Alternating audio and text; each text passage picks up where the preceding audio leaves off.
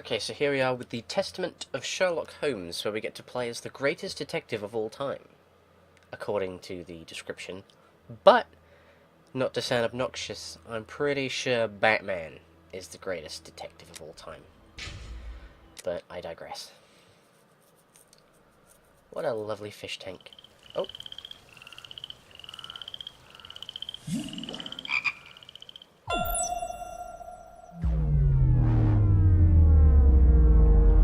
This is kind of loud. It wasn't that loud before. What's going on? We've seen this. That was on the main menu. Thank you.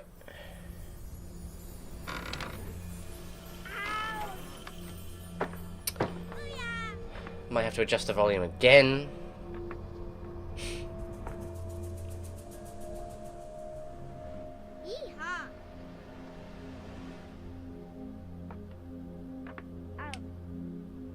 Kids shouldn't play in the attic.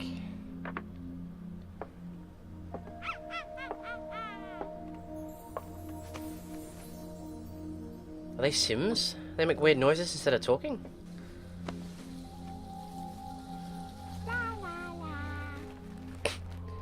Oh! Ah! What's this? No. That's not the noise he made, subtitles.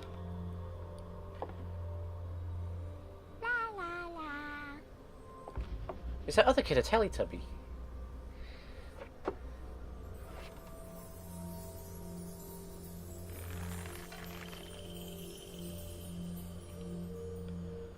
Is that Watson?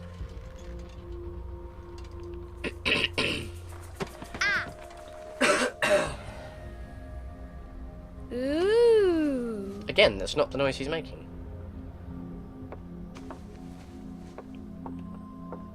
Is this like Sherlock's attic or something? Oh, look! It's a book! Maybe it's a book about pirates with a treasure map. Why is she so much louder than all the other things? No, I don't think so. These kids are really ugly. I wish that I had seen through all your lies. Oh, start from the beginning, not the middle. And so I decided to pick up my pen to relate the most disturbing episode of my life thus far.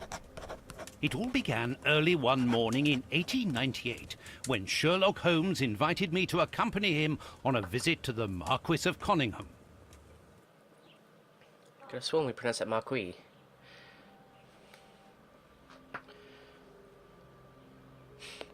Watson, my dear fellow, we can now go and inform the Marquis that we have found the Samoan necklace, and very much faster than Inspector Baines, too, which pleases me. Have you really solved the theft, Holmes? And so quickly? I have indeed, Watson, and believe me, it was completely unnecessary to spread out all over London, as our friend Baines thought was best. He likes to boast that his methods are equal to mine, but once again the outcome has contradicted him. After all these years of accompanying you upon your investigations, I thought that by now I should be reasonably capable of following your train of thought. But in this particular case, I must admit that I don't understand anything at all.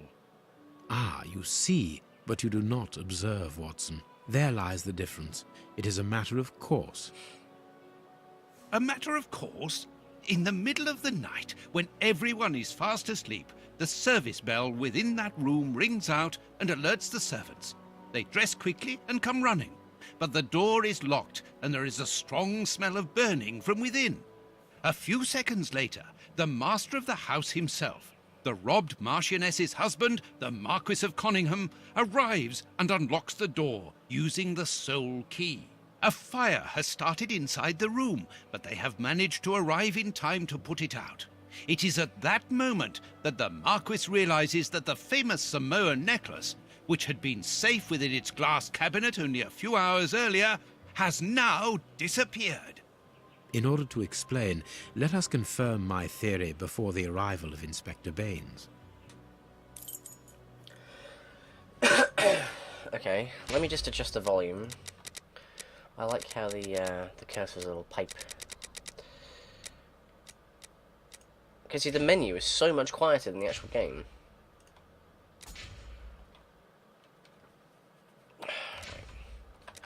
No, mouse sensitivity isn't high enough. Can we change that? Yes, we can.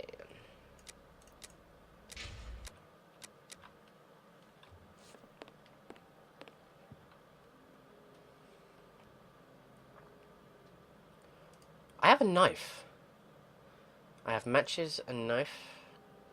Okay.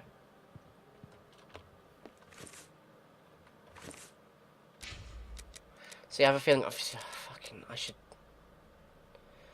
You change all these settings at the friggin' start in the main menu, and then when you actually play the game, it's so much more different. This window was cut with a diamond. A clean, discreet piece of work. This is where the necklace was. See how tiny the hole is, and not one fingerprint upon the window. Gloves and a very tiny pair of tweezers. After a clue is examined, the icon will turn green. Please move Sherlock Holmes near the nearest window. You should see 2 clue icons simultaneously. Wait, near the left window? You mean here? You can switch the cursor between items.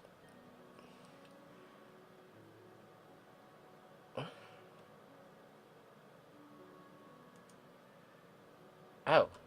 Ah, right, okay. A mark undoubtedly made by a diamond. Someone tried to cut the glass, but he was interrupted.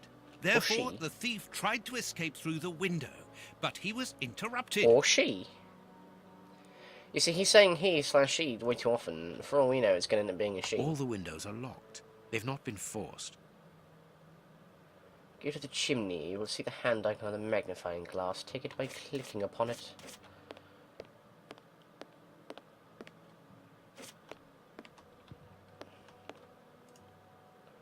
Give me that.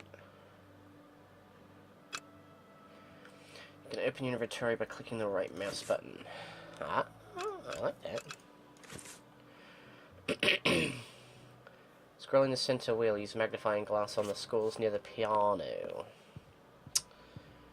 What is this? How do I... Oh. Well, I'm in... Okay. Oh. Ah, okay, that changes your view mode. Clever.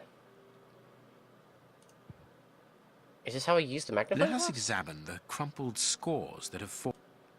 Oh, I interrupted him. Fuck. Look for clues. Oh, someone spilled a beverage upon these. How very careless. Ooh. These sooty prints were left by a tiny hand. That same Don't child is reading the understand why story. these music scores are covered with soot. Hang on, I was still looking at that. Press R. WASD, or keep the left mouse button pressed. I can make my character run.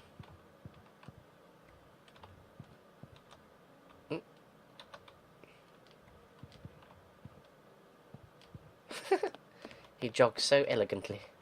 Pressing space, you will activate Sherlock Holmes' sixth sense. This will show you a hint not discovered yet.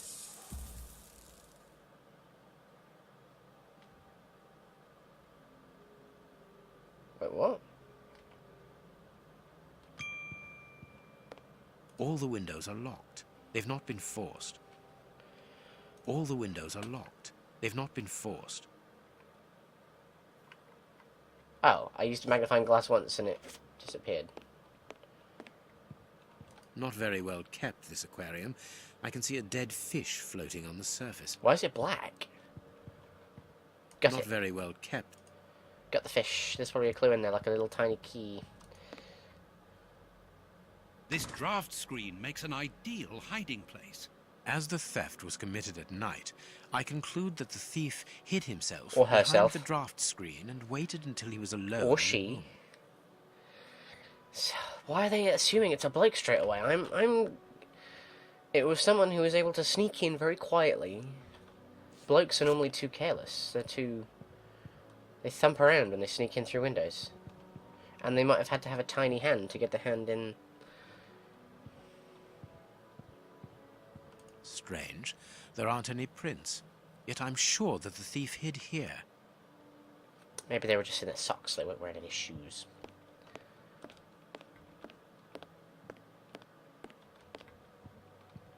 What is this then? A candle. It must have fallen from the chandelier. Can I... These documents are not very interesting, even though they're addressed to the Minister of Maritime Affairs. The Marquis himself. Marquis doesn't sound right to me. I mean, I've never really heard the word pronounced, but... Oh my goodness. The chest wasn't opened. The necklace wasn't in it. Okay, so the person was only interested in the necklace, evidently. Footprints. You are not going to get on your knees to examine them. There is no need. It is soot. The servants must have trodden in it while they were putting out the fire. Troddle-dee-doddle-dee. Heading towards his chosen escape route, probably the window, the thief knocked over the stool, which then caught fire. But why didn't he try to put the fire out at once? Because it would burn the evidence. If there was any left. The fire started here, just beneath the bell pull. Whoever pulled the cord would have had his feet in the fire, unless it was pulled before the fire started. Oh, he's like a cat burglar, or she's like a cat burglar, wants people to know they've stolen the things. So they wanted someone to come in and witness the... Strange. There are some objects here that have been knocked over.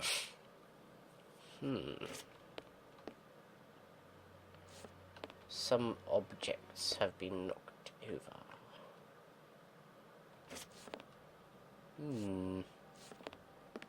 Hey, Watson. How you doing?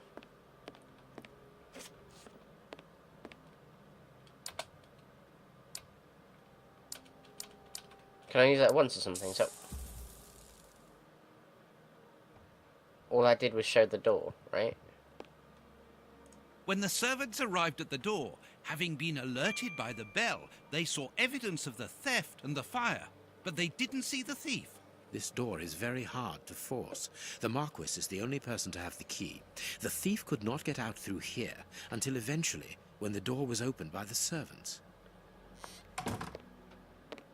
Ah, Mr. Holmes, you're already here. Good morning, Inspector. You've arrived just in time. What the hell's the deal with the shape of his hat? Scotland Yard arrives like the cavalry, always in the nick of time. Ah, but I know that satisfied expression, Mr. Holmes. Have you already solved the case? Yep. It's possible. We have retraced the thief's rather unusual footsteps. He is a true acrobat. But what I cannot understand is that when the servants entered the room, there was no one to be seen. An acrobat, perhaps, but an invisible one? I do not think so. The only explanation is that the thief escaped before the servants arrived.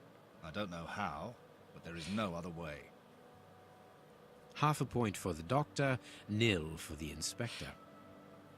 I am pleased to see that you find the situation amusing, Mr. Holmes. Very well, then.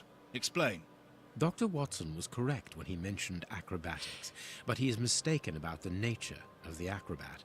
As for you, Baines, you're quite incorrect, as the thief was in the room when the servants entered. Explain, for heaven's sake, Mr. Holmes. Watson, how could a thief be missed in the middle of 8 men? I don't know. Because he is very small. Being one of them, no? Stop teasing us, Holmes. Being one of Exactly, them. because he is small. Small What, a midget? and remarkably agile. You're thinking of a monkey? And a trained monkey at that. What? Without a doubt. A Leontopithecus rosalia from Central America. What? The animal had been hidden inside the room for several hours, calmly awaiting the signal from his master. Once night had fallen and the room was empty, a high-frequency whistle alerted the monkey that it was time to begin the procedure for which he had been trained. The monkey emerged from his hiding place and used the point of a diamond to open the glass cabinet and steal the necklace. He headed across to the window by the chimney, but knocked over the stool, which in turn knocked aside the fire guard and started the fire. The frightened monkey jumped from the chimney by swinging from the bell pull, thus alerting the house servants. He then went to the window and began to use his diamond to cut a hole, but was interrupted by the staff trying to gain entry via the door, and he panicked again. He ran across the piano, This is bizarre. scattering the music scores onto the floor before hiding inside the chandelier, knocking over a candle. Finally, the servants and the Marquis entered the room, leaving the door open while they put out the fire. It was during the confusion that our agile little thief made his escape through the doorway. As simple as that. That's not A simple. brilliant explanation. A monkey? Bravo, Holmes. And the necklace? I can see it from here, my friends. It's right in front of us. We have searched the room from top to bottom, Holmes. How were we unable to find it? Because we paid insufficient attention to the only victim of this affair. What victim? The No monkey? one is dead? Yes, Watson, a poor goldfish whose destiny was to die, crushed by one of the most precious necklaces in England. Huh? The aquarium is just beneath the chandelier. I understand. The little monkey had likely hung the necklace around its neck and lost it when he leapt from the chandelier. The jewels fell into the aquarium, where they remain now.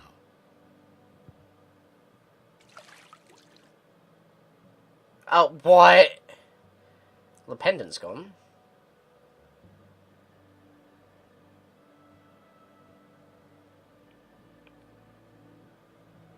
Marquis, here is your necklace, intact, just a little wet.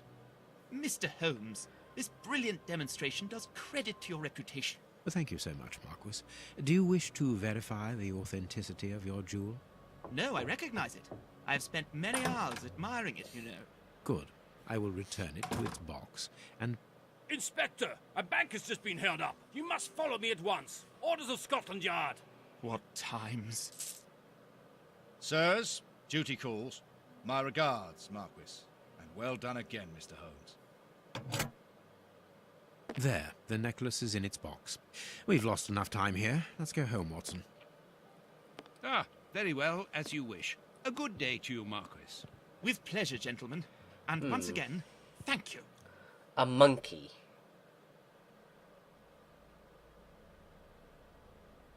A monkey.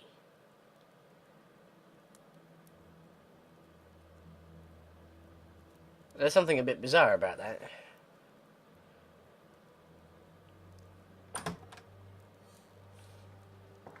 I've got the This matches in the morning's corner. newspaper. Holmes, have you read this article about you? No, Watson, not yet, and I won't have time to. Read it before you leave. It's outrageous. If you insist.